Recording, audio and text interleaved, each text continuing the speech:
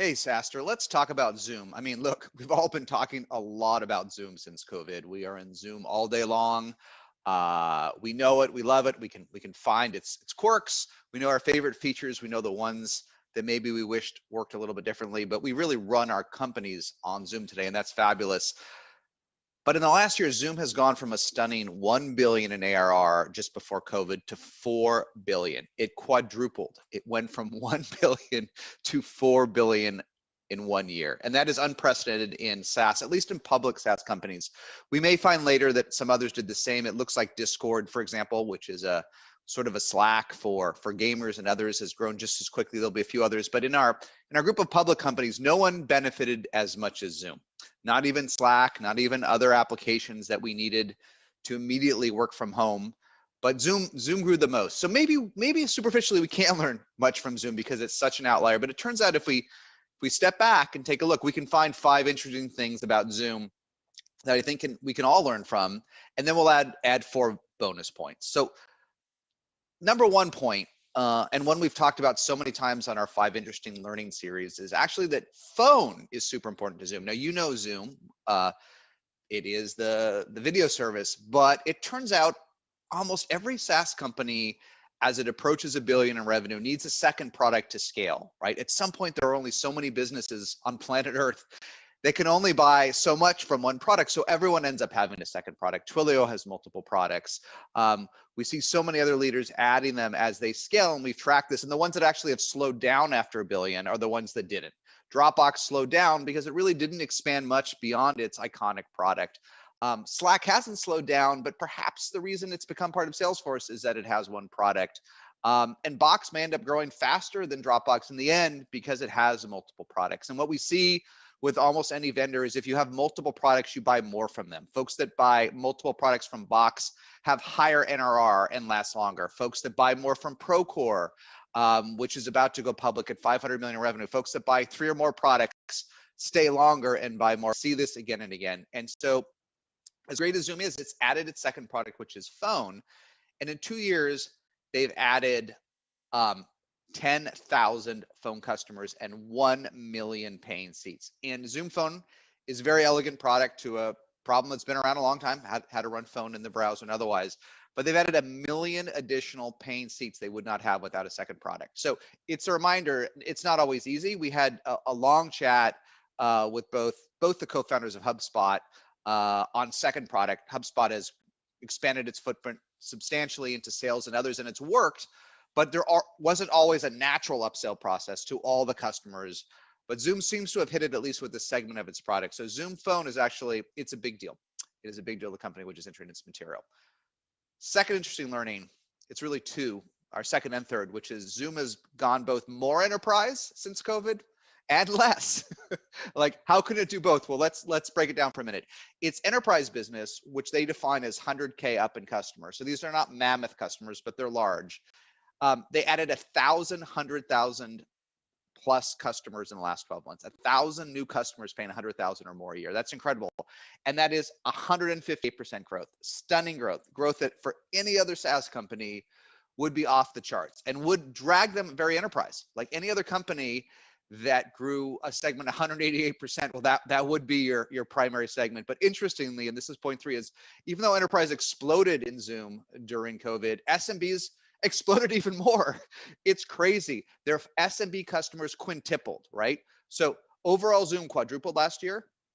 Its enterprise business grew 1.5x, or rather, I guess 2.5x, but its small businesses grew 470%. That's crazy. And so what happened was, even though they added 1,000 customers paying $100,000 or more a year, actually their revenue count skewed more SMB because they grew even faster.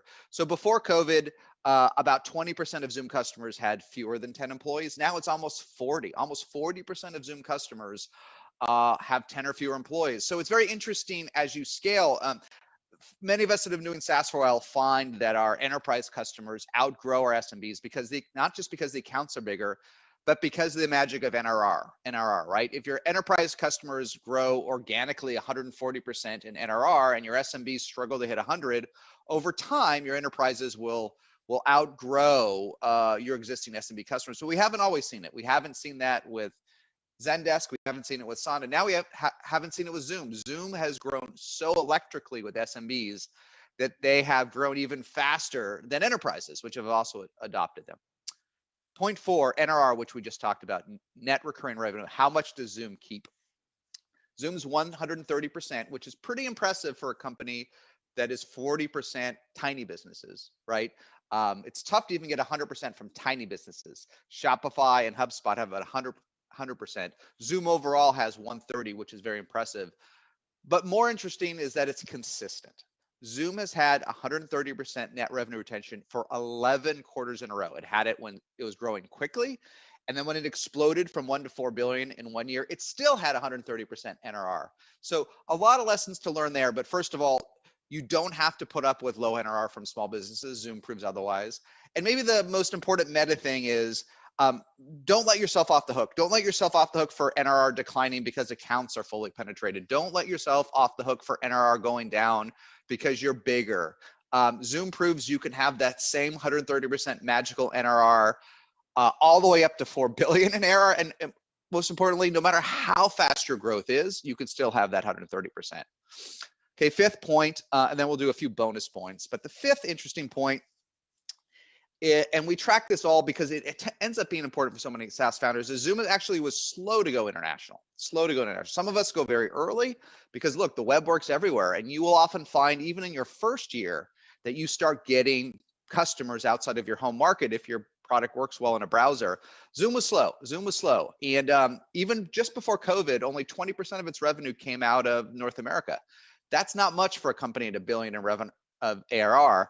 But in 1 year, it went to 33%, right? Zoom embraced it. And I'm not sure why it was relatively low for Zoom, but a lot of folks with the communications element, RingCentral was low, Zoom was low. It may simply be because of communication networks. But in any event, Zoom was slow to go international. Some of us are fast, but it has embraced it. And the meta learning is that with very, very, very few exceptions, your customers are everywhere on the web today. Your customers are in Europe, and they are in APAC, and they are in Australia, and they are in South America, and maybe there's even some in Africa and other environments, and they can be in India. And China's tough because they have their own internet.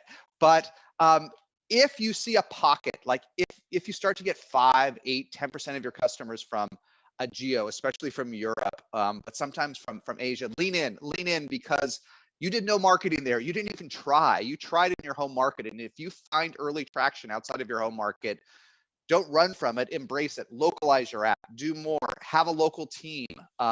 Open even a small office as we open offices again. But be close to those customers, because if you get pulled into international early, it can be a gift. It can help you grow even faster than you otherwise would, because it means people everywhere want your product, even with no marketing there.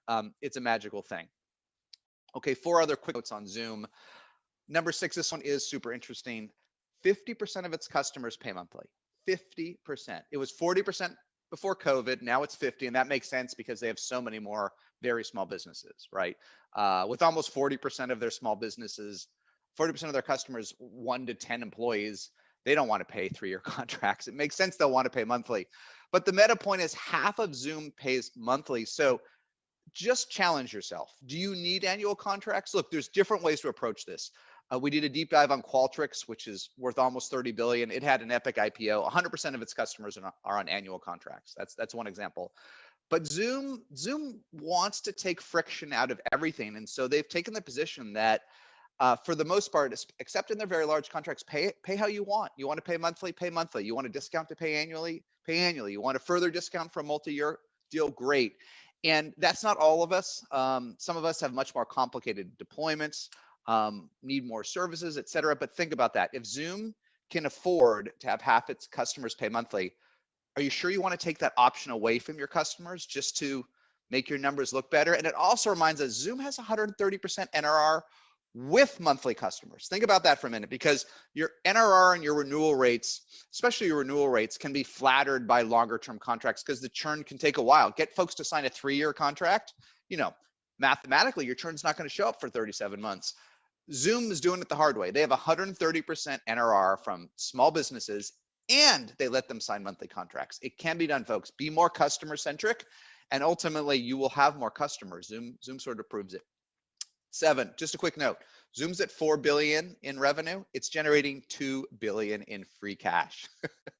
Half of that 4 billion is flowing to the bottom line. And Zoom has almost always been almost break even since the early days. In fact, Eric going up to the IBM, made it a rule to just break even for 2 years straight. Just break even, just spend what's left in marketing. And that's why you saw airport ads and buses wrapped in Zoom, because they were doing so well. They had almost an extra marketing budget, but Eric made sure they didn't lose anything.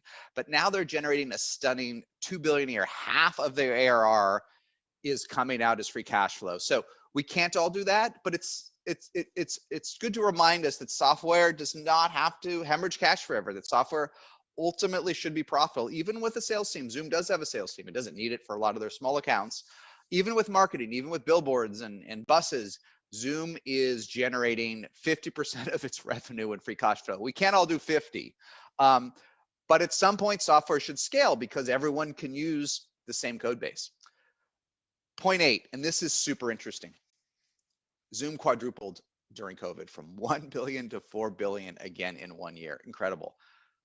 But the gains were not even. This is super interesting. Zoom won more than the others. WebEx grew. Even Citrix GoToMeeting, which we think of as I don't even see it much in the wild anymore. It grew. RingCentral has a competitive product. RingCentral and Zoom used to be partners. Now they're more competitors between phone and screen sharing. RingCentral grew. 8x8 grew. Some others, even Skype grew. But Zoom grew more. Zoom grew much faster on both a relative and absolute basis than its competitors did. So it's interesting, the COVID benefits were not evenly distributed. And interestingly, Slack grew very nicely during COVID. But again, Discord, which is sort of more the consumer version of Slack, it quadrupled. And Slack grew nicely, but it did not quadruple the way Zoom did. So the COVID benefits are not evenly distributed.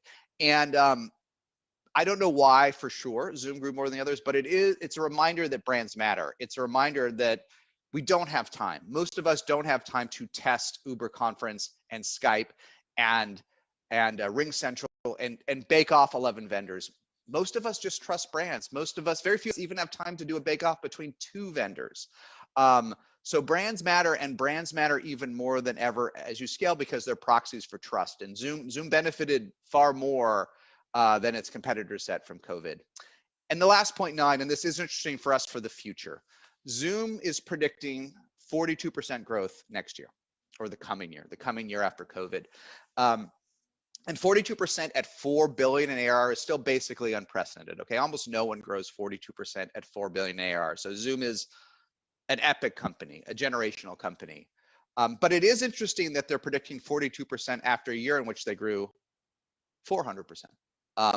So what is Zoom saying? Zoom is saying the COVID boost is real. We're going to come out of this, and we're still going to grow like a rocket ship. Adding 42% on top of 4 billion in ARR, let that sink in a minute. That means Zoom's still saying, look, we're going to add $1.6 billion in new bookings in the next 12 months. I mean, God, they're adding 1.6 billion of new ARR in the next 12 months. It's really jaw dropping, especially since it's organic, right? So many folks like Salesforce have grown inorganically.